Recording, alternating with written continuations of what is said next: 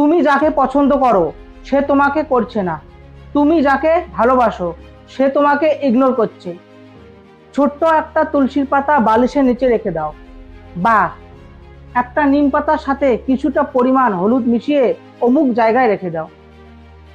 দেখবে তোমার প্রেমিক বা প্রেমিকা খুব তাড়াতাড়ি পটে যাচ্ছে। এসব যারা করে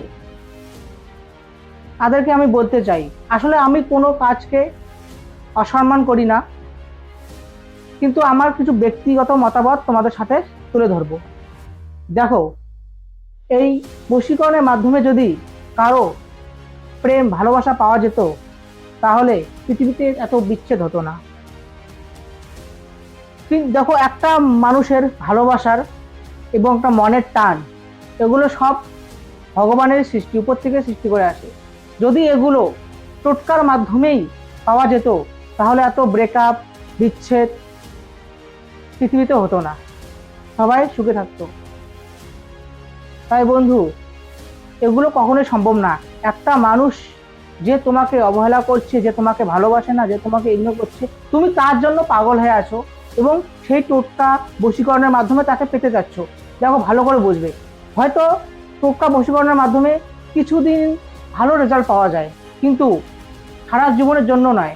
কখনো তুমি সারা জীবন তার সাথে ভালো থাকতে পারবে না, ভবিষ্যৎ কখনোই ভালো হবে না, এটা সম্ভব না। এই ভালোবাসা, দুটো মনের মিলন, একটা মানুষের প্রতি টান, এগুলো সব ভগবানের সৃষ্টি, কিছুটা ভগবানেরও সৃষ্টি আছে এখানে বলা যায়। তাই এগুলো না করাই ভালো। যে তোমাকে পাত্তা দিচ্ছে না, যে তোমাকে মূল্য দিচ্ছে না, তোমার কাজের প্রতি তুমি ফোকাস করো, দেখবে তুমি ভালোবাসা মানুষ পৃথিবীতে অনেক পাবে, একজন তো নেই না, অনেকেই আছে। তাই এসব টোটকা বশীকরণ করে কোনো কিছু লাভ নেই। দু একদিনের জন্য রেজাল্ট ভালো পাওয়া যেতে পারে হয়তো, কিন্তু ভবিষ্যৎ তোমার কোনোদিন ভালো হবে না। তাই নিজের কাজের প্রতি মনোযোগ দাও, নিজেকে ভালোবাসো, পরিবারকে ভালোবাসো, সব কিছু ঠিকঠাক হয়ে যাবে। তো ভিডিওটা কেমন লাগলো, ছোট্ট একটা ভিডিও করলাম।